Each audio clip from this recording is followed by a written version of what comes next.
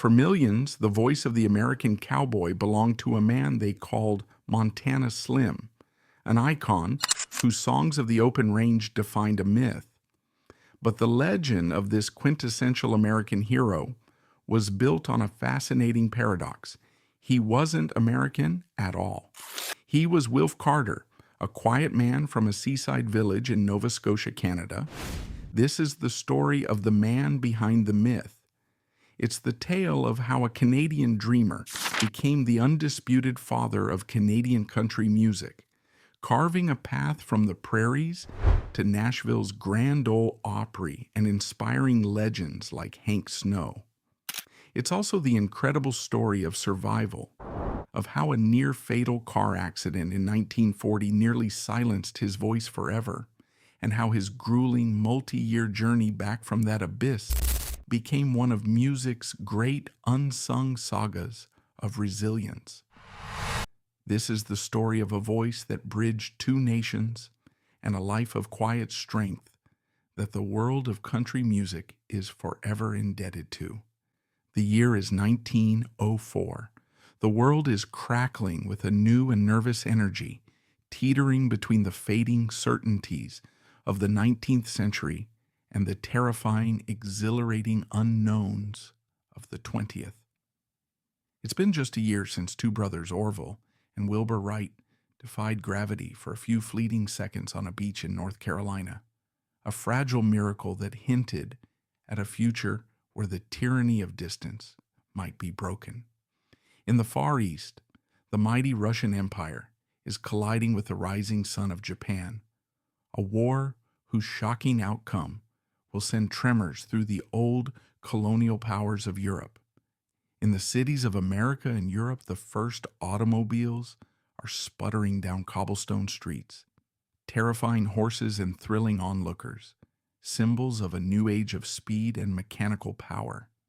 It is a world lit by gas and kerosene, a world where the rhythm of life is still dictated by the sun and the seasons. But change is in the air, a scent as potent as coal smoke. On the 18th of December of that year, in the small, isolated community of Port Hilford, Nova Scotia, a son was born to a Swiss-born Baptist minister and his wife. They named him Wilfred Arthur Charles Carter, and his world was not one of impending global change or technological marvels. It was a world of ancient elemental forces, the rock, the tide, the wind, and the Word of God. Port Hilford was not the frontier. It was the opposite. It was a place defined by its history, its boundaries, and its relationship with the unforgiving North Atlantic. Life here was a constant negotiation with the sea. The air was thick with the smell of salt, drying fish, and low-tide mud. The sounds were the cry of gulls, the groan of wooden hulls straining against their moorings, and the ceaseless rhythmic crash of waves against the shore, a sound that could be either a lullaby or a threat, depending on the mood of the ocean. This was maritime Canada, a culture shaped by the Scottish, Irish, and English settlers who had been wresting a living from this difficult land for centuries. It was a place of deep-rooted traditions, of tight-knit communities, where everyone knew everyone else's business. It was a society built on hard work, practicality, and a stoic acceptance of fate. The values were those of the community over the individual, of duty over desire. A man's worth was measured by the strength of his back, the calluses on his hands, and his steadfastness in the face of hardship. The heroes here weren't cowboys. They were schooner captains who could navigate a ship through a winter gale, dory fishermen who rode into the fog to pull their catch from the frigid depths, and coal miners who descended into the darkness of the earth each day. Wilf Carter's family tree was filled with these people, sailors, farmers, fishermen. His father, the minister, provided the spiritual anchor for the community, his life governed by scripture and service. Young Wilf was raised in a home of prayer, hymns, and moral rectitude. It was a world of stark blacks and whites, of clear duties and expectations. He was a quiet, observant boy, slight of build, living in a world that prized physical strength. While his brothers seemed to fit naturally into this maritime landscape, Wilf felt like a visitor. His gaze and his imagination were turned inward and westward. At the turn of the 20th century, Canada itself was in the grip of a powerful national dream, a dream that looked west. The Prime Minister, Sir Wilfrid Laurier, had famously declared that the 20th century would belong to Canada. This was not just political rhetoric. It was a vision fueled by the vast, fertile, and largely unpopulated lands of the Prairie West. The government was actively recruiting immigrants from Europe with the promise of free land, turning the West into a vibrant, multicultural mosaic. The last spike of the Canadian Pacific Railway had been driven less than 2 decades before Wilf's birth, a steel spine that now connected the country from coast to coast, making the journey to this promised land possible. For a young boy in a small static town on the East Coast, the West was a place of mythic proportions. It was a land of infinite space, of golden wheat fields that stretched to the horizon, of towering mountains, and of a new kind of man, the cowboy. This figure, largely an American creation, had galloped across the border and into the Canadian imagination. He was everything the life of a maritime fisherman was not. The fisherman was tied to his boat, his town, his community. The cowboy was a solitary figure, beholden to no one, a master of his own destiny. He was a man of action, not words, defined by his skill, his courage, and his unbreakable code of honor. He represented the ultimate freedom, not just from the sea and the seasons, but from the suffocating expectations of family and community. This myth was propagated by the popular culture of the day.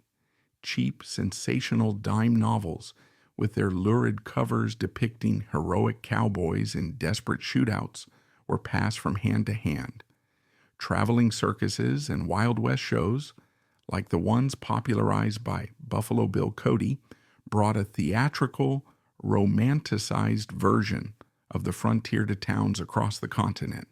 And, most importantly, the very first silent films, flickering in makeshift theaters, were beginning to establish the cowboy as the quintessential hero of the age. Young Wilf Carter consumed it all. He was not just a fan, he was a true believer. The West was not just a place on a map, it was a destination for his soul. While his peers learned to tie nautical knots and read the weather in the clouds, Wilf was dreaming of lariats and cattle drives. He was listening for a different call, a sound that wasn't in the crash of the ocean waves, but in the whisper of the wind. A wind he imagined sweeping, uninterrupted, across an endless prairie. And soon, another sound would enter his world, a sound that would change his life forever. It arrived with the birth of a new technology that was about to shrink the world and revolutionize human culture: recorded music. The first gramophones were appearing in the homes of the well-to-do magical machines that could capture a human voice on a wax or shellac disc and play it back on command.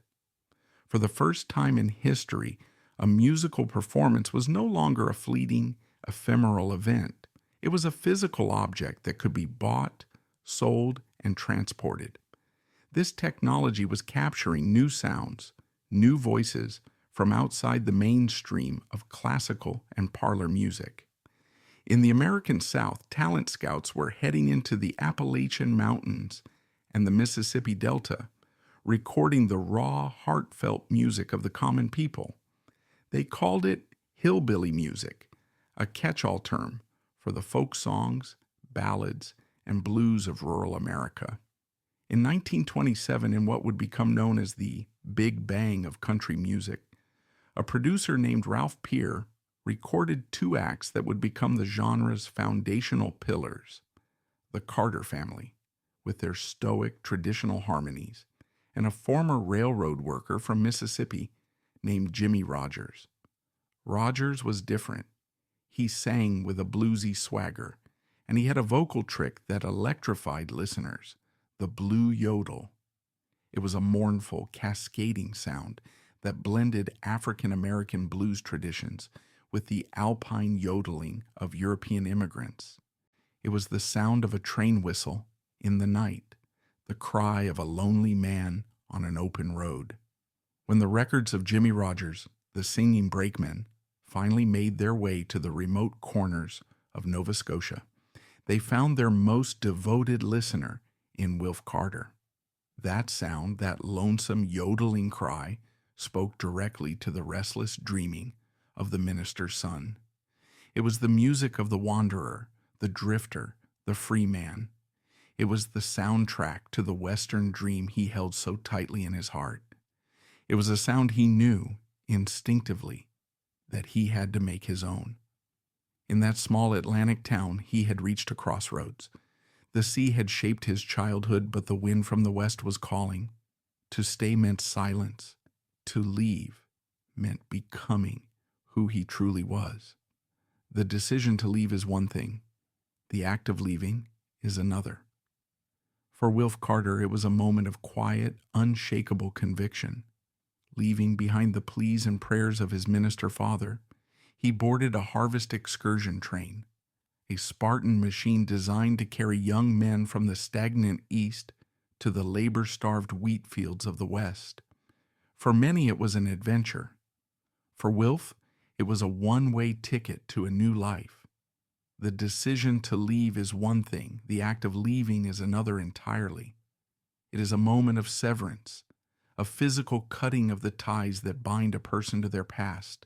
For Wilf Carter, that moment was not one of dramatic rebellion, but of quiet, unshakable conviction. One can only imagine the conversations in the minister's household.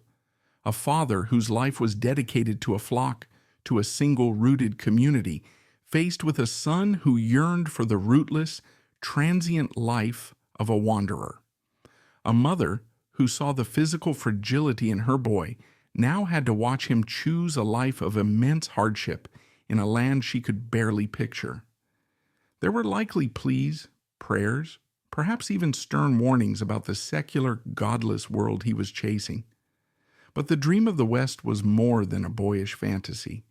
It was a calling, as powerful and as mysterious as his father's call to the ministry. And so with a ticket bought with arduously saved pennies, he stood on that platform ready to board a harvest excursion train bound for the Canadian prairies. These were no ordinary passenger trains. They were Spartan, functional machines designed for a single purpose: to transport thousands of able-bodied young men from the economically stagnant East to the labor-starved wheat fields of the West. The carriages were crowded, noisy, and uncomfortable, filled with a restless energy. Young men from the fishing villages of Newfoundland, the logging camps of New Brunswick, and the small farms of Quebec, all pressed together, all heading towards a shared, uncertain promise. For many, it was a temporary adventure, a chance to earn some hard cash before returning home. For Wilf, it was a one-way ticket to a new life.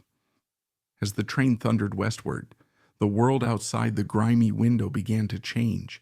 The dense, rolling hardwood forests of the east gradually gave way to the vast, rocky expanse of the Canadian Shield, a landscape of countless lakes and stunted pines. Then, almost imperceptibly at first, the trees began to thin, the hills softened, and the sky seemed to grow larger, more dominant. Finally, somewhere in Manitoba, he saw it. The horizon flattened into a perfect, unbroken line. The land opened up into an ocean of grass that stretched impossibly in every direction. He had arrived in the prairies. The sheer scale of it was terrifying and exhilarating. The world he had known, a world of intimate coves and small valleys, was gone. This was a landscape that could swallow a man whole. The dream immediately collided with a brutal reality. The romantic image of the cowboy, noble and free, was nowhere to be found in the punishing work of the harvest. He was thrown into the thick of it, stooking wheat under a relentless, scorching sun, his body aching with a fatigue he had never imagined. The days were brutally long, from before sunrise to after sunset, and the work was mind-numbing. He was paid a pittance, sleeping in crowded, flea-bitten bunkhouses with dozens of other men. This wasn't adventure, it was indenture. When the harvest was over, he stayed. He drifted, taking whatever work he could find to survive. He joined a logging crew in the foothills of the Rockies, a world of bone-chilling cold and perilous labor. He learned the sound of a falling giant, the sharp sting of pine sap on his skin, the constant threat of a misplaced axe or a rolling log. He was small for the work and had to compensate with a quiet, dogged determination that earned him a grudging respect from the rough men around him. But all the while, he was pushing further west, closer to the heart of his dream, Alberta, the epicenter of Canada's ranching country. And finally, he got his chance. He was hired on as a ranch hand. The dime novels had come to life, but they had left out the most important parts: the soul-crushing monotony of mending fences for days on end, the gut-wrenching task of branding calves, the constant gnawing loneliness of the life, and the cold. The Alberta winters were a revelation, a living, malevolent force. He learned what it was to ride a fence line in a blizzard, the wind so sharp it felt like it was peeling the skin from his face, his body so cold he lost all feeling in his hands and feet, a dangerous numbness that could lead to frostbite and amputation. This was the crucible. For the better part of a decade, Wilf Carter lived the life he would later spend a lifetime singing about. This was his university, his apprenticeship in the human condition. He wasn't a tourist. He was a participant. He learned the unique language of the plains, the subtle signs of changing weather, the complex relationship between a man and his horse. He wasn't playing a part. He was being forged into the very character he had once dreamed of being. The softness of his youth was stripped away, replaced by a lean, resilient toughness. And through it all, there was the guitar. It was his one constant companion, the repository for his hopes, his fears, and his profound loneliness. In the evenings, in the dim light of the bunkhouse or by the flickering glow of a campfire, while other men gambled or drank, Wilf would pull out his guitar. At first he played the songs he knew, old folk ballads from the Maritimes, gospel hymns his father had taught him, and, of course, the songs of his hero, Jimmie Rogers. He worked tirelessly to master Rogers' famous blue Yodel, his voice echoing out into the vast, silent darkness of the prairie night. But soon, copying others wasn't enough. He had a deep primal need to tell his own story, to document the world he was now a part of. He began to write. The songs were simple, unadorned, and profoundly honest. They were not poetic fictions. They were journalistic accounts set to music. He wrote about what he saw and what he felt, the terror and chaotic beauty of a cattle stampede, the tragic story of a fellow ranch hand who died in a blizzard, the simple, profound joy of seeing the first crocus of spring after a long winter. He was becoming a folk artist in the truest sense of the word, his music a direct reflection of his lived experience. And his yodel was changing too. It was no longer just an imitation of Jimmie Rogers or the Swiss vaudeville performer he'd seen as a boy. Out here, in the immense, echoing emptiness of the prairies and the foothills of the Rockies, his yodel transformed. It became a tool, a way to communicate with the landscape itself. He developed what would become his signature echo yodel, a three-part cascading sound that seemed to mimic the way a voice would bounce off a distant canyon wall. It was a sound born of the environment. In his yodel, you could hear the vastness of the sky, the cry of a lone wolf, the mournful whistle of the wind blowing through the prairie grass. It was a sound of pure, unadulterated solitude. It was the sound of Wilf Carter's soul. Slowly, a reputation began to build. It traveled on the wind from one ranch to another. You got to hear the kid from back east sing. He was an anomaly. In a world of tough, stoic men who kept their feelings buried deep, here was someone who could articulate their shared experience, who could give voice to their unspoken joys and sorrows. He was invited to play at local dances, community picnics, and small-town rodeos. He wasn't making a living, but he was making a name. His first real step into the world of professional entertainment came in Calgary. He auditioned for a spot on a local radio station, CFCN. In an era before television, radio was the undisputed king of home entertainment, a magical box that brought the world into people's living rooms. Standing in a small, quiet room, singing into a large, intimidating carbon microphone, was a world away from the campfire. There was no audience to react, no faces to read, just the terrifying, impersonal silence of the studio. But he sang his honest songs in his honest voice, and the station offered him a weekly spot. The pay was non-existent. He was compensated only with the exposure, but it was a start. He was no longer just a singing cowboy. He was a radio performer, his voice now traveling on the airwaves across southern Alberta. They billed him as the voice of the prairies. This radio exposure led to his next peculiar opportunity. An executive with the Canadian Pacific Railway heard him and had an idea. The CPR, in an effort to boost tourism, was running guided trail rides through the Rocky Mountains for wealthy tourists from Eastern Canada, the United States, and Europe. They wanted to provide their clients with an authentic Western experience. And what could be more authentic than a real-life singing cowboy? Wilf was hired. It was a strange, surreal job. He found himself leading a string of city folk on horseback through the breathtaking mountain scenery he now knew so well.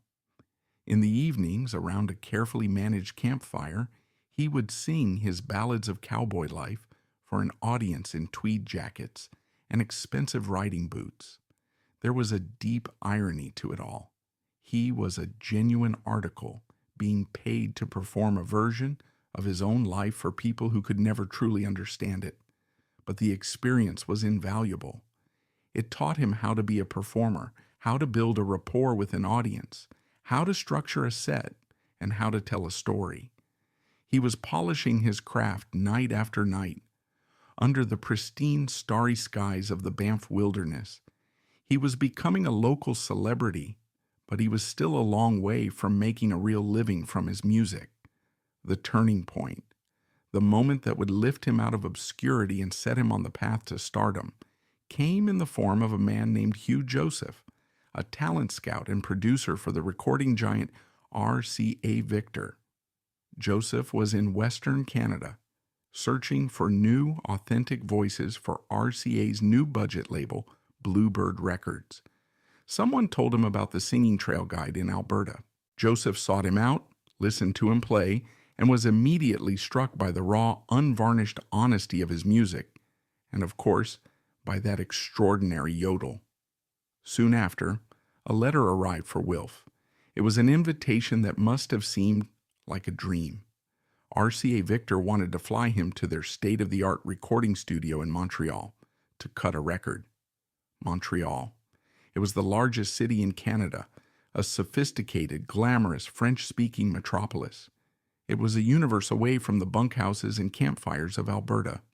With a mixture of excitement and sheer terror, Wilf Carter packed his guitar and boarded a train, this time heading east, back towards the world he had left behind, but as a completely different man. The recording session in December of 1933 was an intimidating affair. The studio was a cavernous, acoustically engineered room, filled with strange equipment and run by engineers in lab coats who treated the recording process with a scientific reverence. Wilf, in his worn cowboy boots and plain shirt, must have felt like a visitor from another planet. They asked him what he wanted to record. He chose 2 songs. The first was My Swiss Moonlight Lullaby, a tribute to the traveling yodeler who had first sparked his imagination all those years ago in Nova Scotia. It was a nod to his own musical beginnings, a perfect showcase for his now masterful yodeling. For the B-side, he chose something completely different, a song that demonstrated his genius as a storyteller. It was called The Capture of Albert Johnson. Albert Johnson, the mad trapper of Rat River, was a figure of national fascination at the time, a mysterious, silent recluse. He had engaged in a massive, epic manhunt with the Royal Canadian Mounted Police across the frozen Arctic wilderness in the dead of winter. It was a story of incredible survival and defiance that had captivated the entire country. Wilf took the story, which everyone knew from the newspapers, and set it to music, creating a gripping cinematic ballad. It was a topical song, a news ballad in the oldest folk tradition. He sang into the microphone, pouring all the years of hardship, loneliness, and quiet observation into those few minutes of performance. The engineers, accustomed to polished city performers, were mesmerized by the raw authenticity of the sound. When the session was over, Wilf collected his small fee and took the train back to Alberta, unsure if anything would ever come of it. But when the record was released, it was a sensation. It sold astonishingly well, not just in the West, but across the entire country. My Swiss Moonlight Lullaby was the catchy novelty hit, but The Capture of Albert Johnson was the song that established him as a serious, important voice. He was Canada's storyteller, a chronicler of its myths and its realities. With one record, Wilf Carter had become the nation's first bona fide country music star. The years of anonymous, back-breaking labor were over. He had forged a voice in the wilderness, and now the world was starting to listen. A bigger stage was waiting across the border, along with a new name and a new identity that would make him a legend. With the surprising success of his first record, Wilf Carter had accomplished the impossible. The quiet boy from Nova Scotia and seasoned ranch hand from Alberta had become the voice of the prairies, Canada's first true country music star. He had captured the imagination of his home country, his authentic voice resonating from coast to coast. Yet, this national success was, in many ways, just the beginning. The ultimate validation for any country singer lay south of the border, in the vast, star-making machinery of the American market. His Canadian triumph had earned him an audition on a much larger stage, a stage that would demand a new name, a new persona, and would launch him into a level of fame that would test the very foundations of the humble identity he had worked so hard to build. Success, when it finally comes after years of struggle, can be a disorienting thing. For Wilf Carter, the farmhand from Alberta, the success of his first record was like a sudden prairie thunderstorm, unexpected, overwhelming, and powerful enough to change the entire landscape of his life. Overnight, he went from being a locally known performer to a national sensation. His name, once spoken only around campfires and in ranch bunkhouses, was now being announced on the Canadian Broadcasting Corporation and printed in newspapers from Victoria to St. John's. His life was irrevocably altered. The grueling, anonymous labor of the ranch was replaced by the equally grueling, highly visible labor of a touring musician. He and his guitar were now constantly on the move, crisscrossing the vast expanse of Canada by train and by car. The venues were a far cry from the grand theaters he would one day play. These were humble community halls, agricultural fairs, and dusty small-town hockey rinks in the off-season. The stages were often makeshift platforms, the lighting a few bare bulbs, but the audiences were real. They were farmers, miners, loggers, and fishermen, people who saw in this unassuming man a reflection of their own lives. They heard the truth in his voice because he had lived it. His hands, calloused from years of manual labor, looked just like theirs. It was during this whirlwind period of his first Canadian tours that his life was anchored by its most important relationship. In his travels, he met a young, intelligent, and fiercely capable American woman from Vermont named Bobby Bryan. The attraction was immediate and profound. In Bobby, Wilf found not just a wife and a partner, but the steady organizational force his life had always lacked. While Wilf was the dreamer, the artist lost in his songs, Bobby was the pragmatist. She had a sharp mind for business and an intuitive understanding of the nascent music industry. They married in 1934, and from that moment on, they were a team. Bobby took charge of the bookings, managed the finances, and became his de facto manager, a role she would hold for the rest of his life. She was his shield, his confidant, and his greatest champion, the quiet architect of his burgeoning career. With Bobby by his side, Wilf solidified his status as Canada's biggest country star. He was recording prolifically for RCA Victor, turning out hit after hit.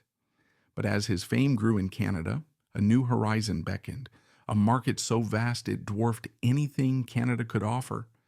For any country and Western singer of that era, all roads, ambitions, and dreams led to one place, the United States of America. America was the source of the cowboy myth, the home of the Grand Ole Opry, and the place where a star could become a supernova. In 1935, Wilf and Bobby made the pilgrimage. They traveled to New York City, the undisputed center of the American media universe. The contrast with the world Wilf knew could not have been more extreme. This was not the vast horizontal landscape of the prairies. This was a vertical city of steel and stone, a canyon of shadows and noise that seemed to blot out the sky.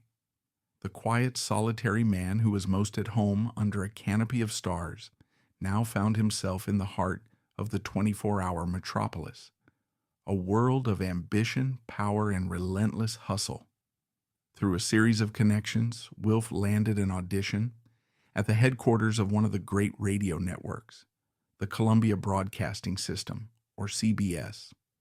He walked into an office high above the streets of Manhattan, a place that felt more like a bank than a creative space, filled with sharp-suited executives who spoke the fast, clipped language of modern marketing. He sat on a chair, a simple cowboy with a guitar, and he played for them. The executives were immediately captivated but also perplexed. The voice was undeniable. It was pure, honest, and that yodel was a spectacular, marketable gimmick. The material was perfect. Authentic stories of the West that would appeal to a nation in the grip of the Great Depression, hungry for tales of rugged individualism and wide-open spaces. But there was a problem, and it was a big one. His name. Wilf Carter, they told him, just didn't work. To the American ear, Wilf sounded foreign, perhaps British. It lacked the grit, the hard-bitten romance they were selling. It didn't sound like a man who had wrestled steers and faced down blizzards. They needed a name that was pure Americana, a name that was a story in itself, a name that could be a brand. One can imagine the scene, a marketing man pacing the floor, looking for inspiration. We need something that says dust, that says mountains, something heroic. His eyes fall upon a large map of the United States hanging on the wall. He points a finger to a vast, sparsely populated state in the northern Rockies. Montana, he says, that's it. It's perfect. It sounds like the heart of the West. Montana. Now we need a name. What do we call him? The Montana Kid? The Montana Wanderer? Another executive, perhaps chewing on a cigar, chimes in. He's a skinny fella. What do they call skinny guys out there? Slim. That's it. Slim.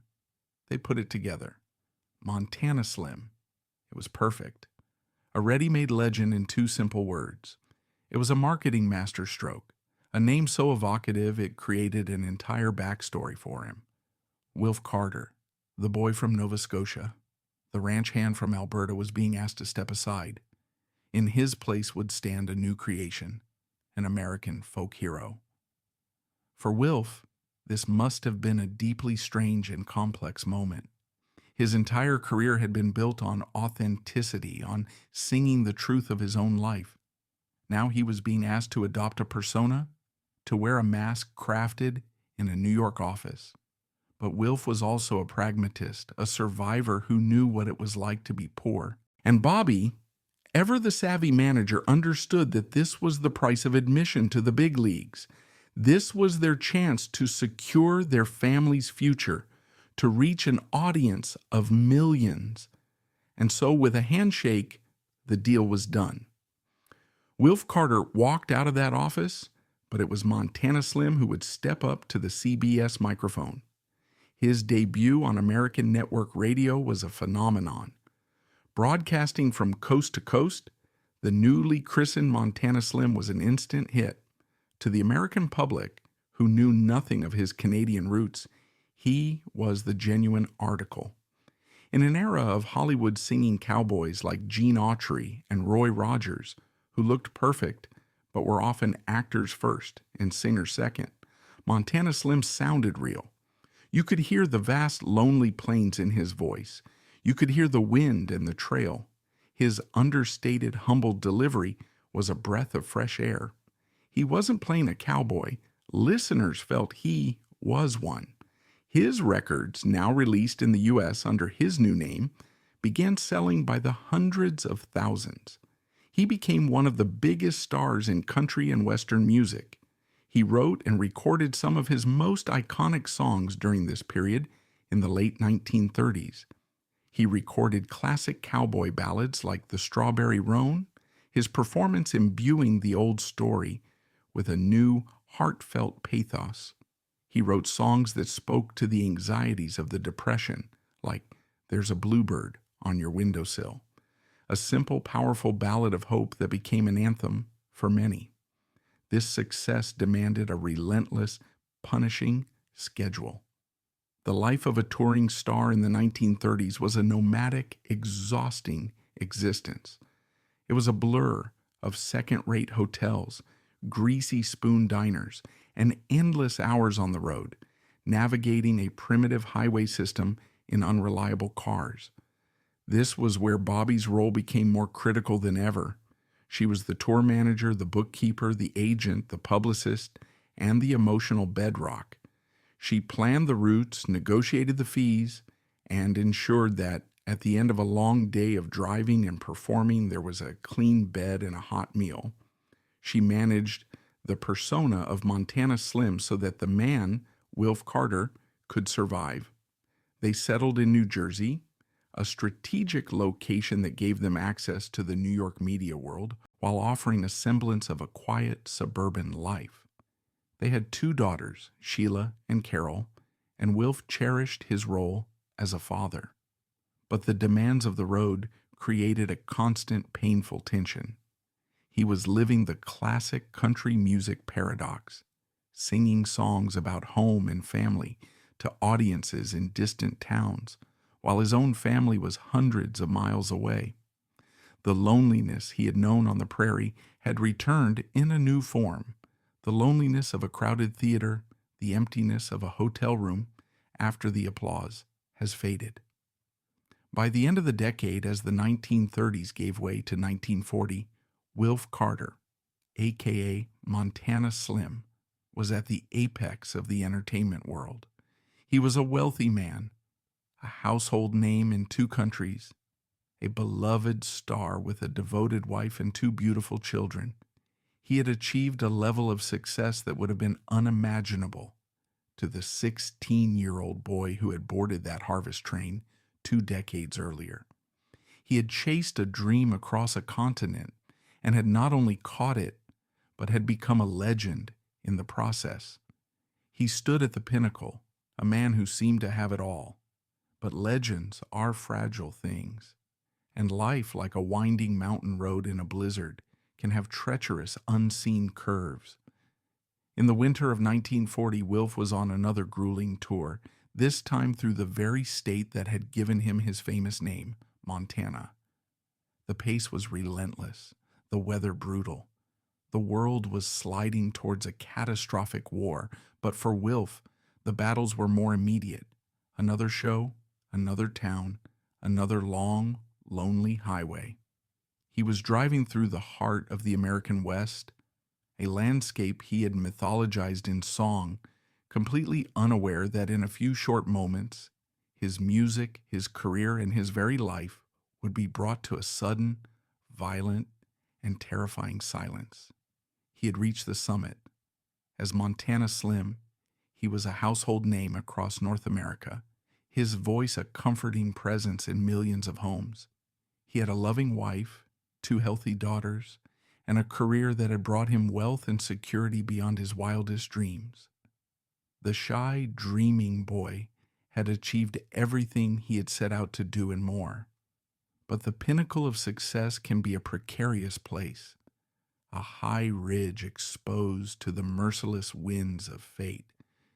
As his car cut a lonely path through the Montana blizzard, he was a man at the absolute peak of his life, completely unaware that he was driving toward a single, brutal moment that would shatter the myth, silence the music, and threaten to extinguish his life in a storm of twisted metal and broken glass. There is a particular kind of loneliness that exists only on a long, empty highway in the dead of winter. It's a hypnotic state, a suspension of time and place. The world shrinks to the space between the headlights, the past a distant memory and the future an unseen destination somewhere beyond the storm. For Wilf Carter, in the winter of 1940, this was his office, his reality.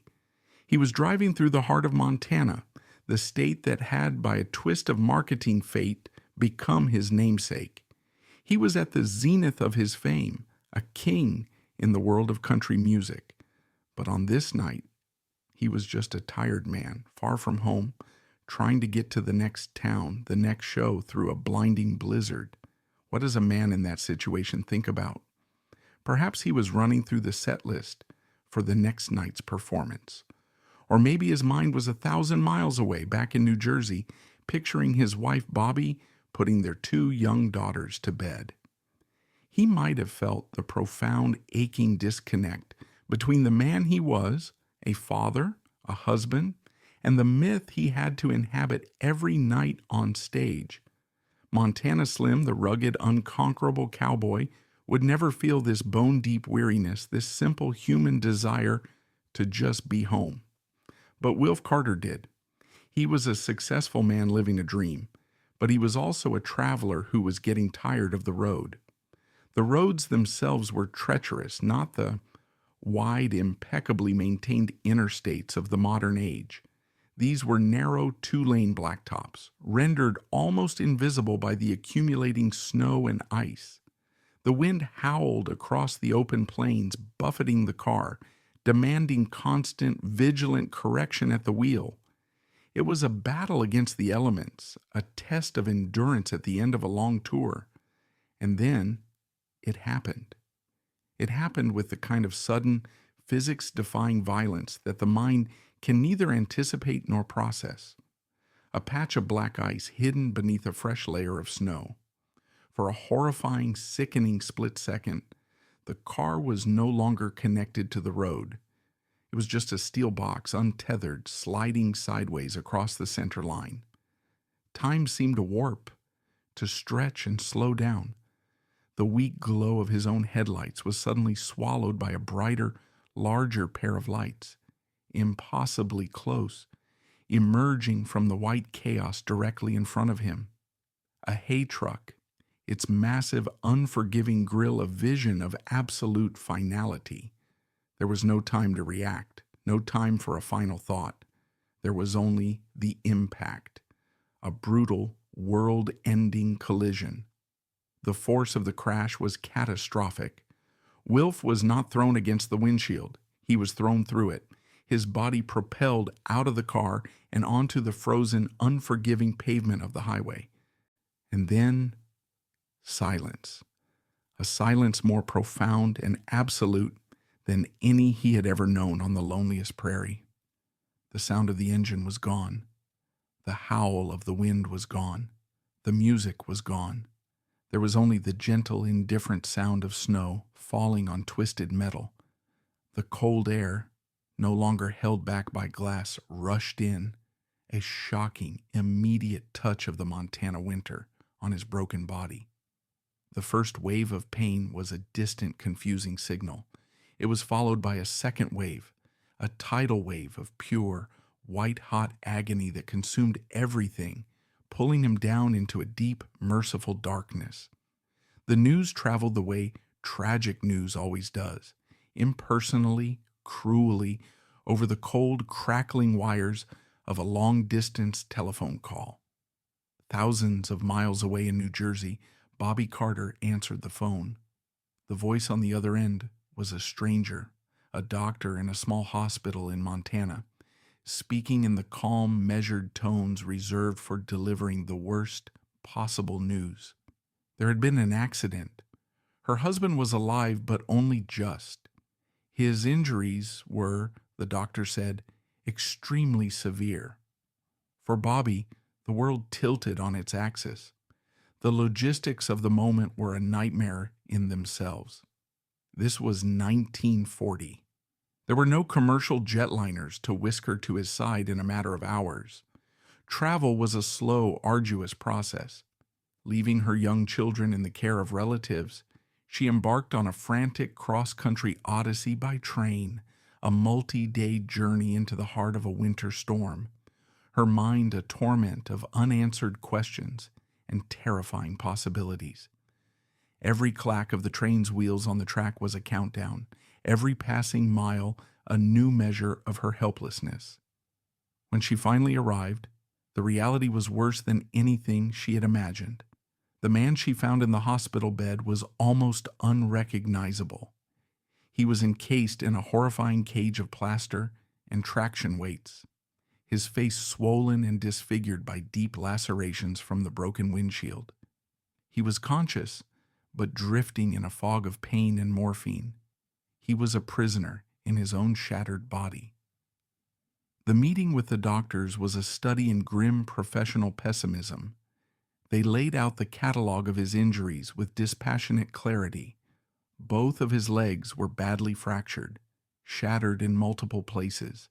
His back, they explained, was broken, not in one place, but in 4 separate places along his spinal column. The damage was catastrophic. They looked at this small, determined woman who had traveled across a continent and delivered their verdict. "Mrs. Carter, your husband is a very lucky man to be alive, but I need you to be prepared. The damage to his spine is extensive. It is our professional opinion that he will never walk again." The words hung in the sterile air, a death sentence to the life they had built. But then came the second blow, a blow aimed not at his body, but at his very soul. And given the nature of the trauma, the damage to his torso, and the long recovery ahead, he will never have the diaphragm control, the physical power. He will not be able to sing again. Certainly the kind of yodeling he is famous for is, well, it's a physical impossibility. His career is over. This was the true devastation. To take away his ability to walk was to cripple him. To take away his ability to sing was to silence him, to erase his identity. Montana Slim, the singing cowboy, had died on that frozen highway, and the man who remained, Wilf Carter, was now facing a life of silence and immobility, his future a terrifying, empty landscape. The weeks that followed blurred into a monotonous, agonizing routine. For Wilf, it was a living hell. He lay in traction, staring at a stained ceiling, his world reduced to the 4 walls of his hospital room. The pain was a constant, relentless companion, but worse than the physical pain was the psychological torture, the silence. His entire life had been defined by sound, by music. Now the music was gone, replaced by the quiet hum of the hospital, the squeak of nurses' shoes, and the frantic, terrified beating of his own heart. The depression that descended upon him was as vast and as bleak as the Montana winter outside his window. He was trapped, helpless, his body a cage and his future a void. He had lost everything. Through it all, Bobby was a rock. She was his unwavering advocate, his nurse, his everything. She rented a small room near the hospital and spent every waking hour at his side. She read to him, she talked to him, she fought back the waves of despair that threatened to drown them both. When Wilf would sink into a silent depression, refusing to speak for days, she would just sit with him, a quiet, resolute presence. She refused to accept the doctor's grim prognosis. While they saw a collection of irreparable injuries, she saw the man she loved, the quiet, stubborn boy from Nova Scotia, who had willed an impossible dream into existence. She believed that if that determination could be rekindled, anything was possible. She became his physical therapist, gently massaging his limbs, talking to him about the future as if it were a certainty. The financial pressure was immense. The medical bills were astronomical. With Wilf's income completely cut off, their savings began to evaporate. The career they had built together, the security they had worked so tirelessly for, was vanishing. But Bobby shielded Wilf from the worst of it, projecting an aura of calm and control she could not possibly have felt. She was fighting a war on two fronts, one for her husband's body and soul, and another for their family's very survival. Months passed. The Montana winter finally began to relent, but inside the hospital room, the freeze remained. Wilf was locked in his despair. He had made no progress. He still couldn't move his legs. The doctors would shake their heads with a kind of resigned pity. There was nothing more they could do. But Bobby refused to give up. One day, sitting by his bed, she began to talk about his voice. She asked him to try to hum a tune. He shook his head. The memory of the pain it caused, the sheer impossibility of it, too much to bear. But she persisted, day after day. Just try, Wilf, just a little bit. And then one afternoon, he tried. He drew a shallow, painful breath and attempted to form a note. What came out was not music. It was a dry, rasping, pathetic croak, a sound that ended in a spasm of pain. It was the sound of a broken instrument. He turned his head away, tears of frustration and grief welling in his eyes. It was hopeless. The doctors were right. The music was dead. But in that terrible broken sound, Bobby had heard something else. She had heard an attempt. She had heard the flicker of a fight. It wasn't the end. It was a beginning. The great silence had been broken not by a song, but by a sound of sheer, defiant effort. The road back was unimaginably long, perhaps even impossible, but for the first time in a very long time, it was there. The journey out of the darkness was about to begin, one painful whispered note at a time. The verdict was absolute. In the sterile quiet of a Montana hospital, Wilf Carter's life and career had been given a death sentence by the sober, rational voices of medical science. To be told he would never walk or sing again was a fate more devastating than death itself. For months he lingered in a silent, hopeless abyss, his body a prison and his spirit broken. But in the darkest hour, his wife Bobby heard what no one else could, a flicker of defiance in a single, painful failed attempt to make a sound. It was not the end. It was the beginning of an impossible battle against a predetermined fate, the start of a long road back from a place from which no one expected him to return. Following a catastrophic accident that nearly cost him everything, Wilf Carter's journey of recovery was not merely a medical story, but an extraordinary epic of willpower and love. The doctor's cruel diagnosis that he would never walk or sing again was like a death sentence for the career of Montana Slim. But in that darkness of despair, his wife, Bobby Carter, refused to accept this fate. She became more than just a wife. She was the architect, the tireless commander of the battle to reclaim her husband's life and voice. The recovery process spanned more than 2 grueling years, a period filled with both physical and mental anguish. Wilf faced a fierce internal battle against the ghosts of depression and a sense of helplessness as his body no longer obeyed his will. But Bobby was there, patiently guiding him through every painful step, every effort to reclaim his voice, every moment he felt like giving up. Alongside Bobby's unwavering devotion was the love from thousands of fans. Encouraging letters poured in from everywhere, becoming a spiritual medicine that helped Wilf realize he was not alone. Gradually, glimmers of hope began to appear.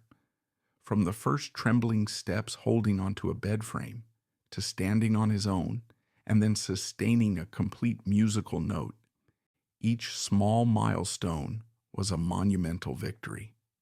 The pinnacle of his recovery, the moment that affirmed the rebirth of a legend, was when his signature yodel returned. It was faint, intermittent, but it was there. It confirmed that while Montana Slim may have died on the highway, Wilf Carter had been reborn from the ashes. By 1942, he was ready for the biggest gamble of his career, a return to the stage. His first performance was not just a musical event, it was a test of courage. The moment he walked out, with a limp, a permanent reminder of the tragedy, the entire hall fell silent. But when he began to sing, that silence erupted into thunderous, unending applause. His voice no longer had its former mighty power, but it possessed a new depth, a poignancy forged in tragedy. The audience didn't just welcome him back, they opened their arms to embrace an artist who had conquered adversity. The performance was not merely a comeback, it was an emotional resurrection. This successful return reshaped the trajectory of Wilf's career, but it did not extinguish the fire of the performer. Contrary to focusing solely on studio work, his resilient spirit drove him back to the road. Beginning in 1949, Carter resumed touring across Canada and the United States.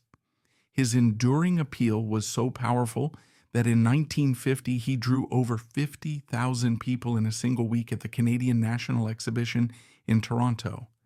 In 1953, he turned touring into a family affair with his family show With the Folks You Know, featuring his 2 daughters, Carol and Sheila, as dancers and backup singers. Throughout the following decades, Wilf remained an unstoppable force on the stage. He debuted at the legendary Calgary Stampede in 1964 and became a favorite guest on Tommy Hunter's television show. He shared the stage with other titans of the genre, touring with Hank Snow throughout the 1960s and 70s, and with Slim Whitman in 1985. Even in his twilight years, he showed no signs of slowing down. Encouraged by the Queen of Country Music, Kitty Wells, and her husband Johnny Wright, he embarked on an 80th birthday tour that lasted from 1980 to 1985.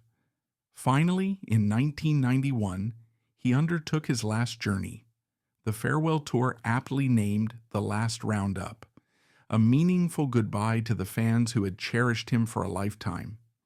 While Wilf remained a live performance giant, especially in Canada, the music industry around him was changing rapidly with the rise of the Nashville sound and honky-tonk.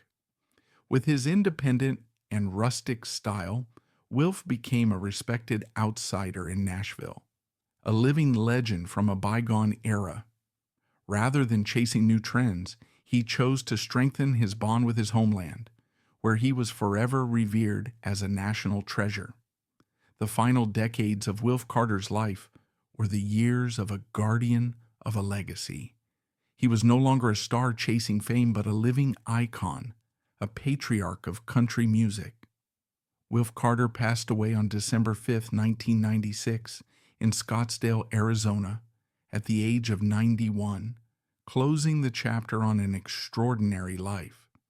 He was laid to rest beside his beloved wife, Bobby, his lifelong partner, and the quiet architect of his career. The legacy Wilf Carter left behind extends far beyond his recordings. He is hailed as the father of Canadian country music, one who paved the way for generations of artists, including Hank Snow, whom he directly inspired. His signature three-part echo yodel became an unmistakable sonic signature, a technique that influenced countless singers. More importantly, he was a musical storyteller, a folk historian who chronicled the life, hardships, and beauty of the Canadian West. He didn't just sing about cowboys, he had lived that life, and it was this authenticity that gave his music its power. Wilf Carter's legacy is the story of a quiet boy from Nova Scotia who dared to dream a bigger dream, an artist who turned pain into power, and a voice that came to define the soul of a nation.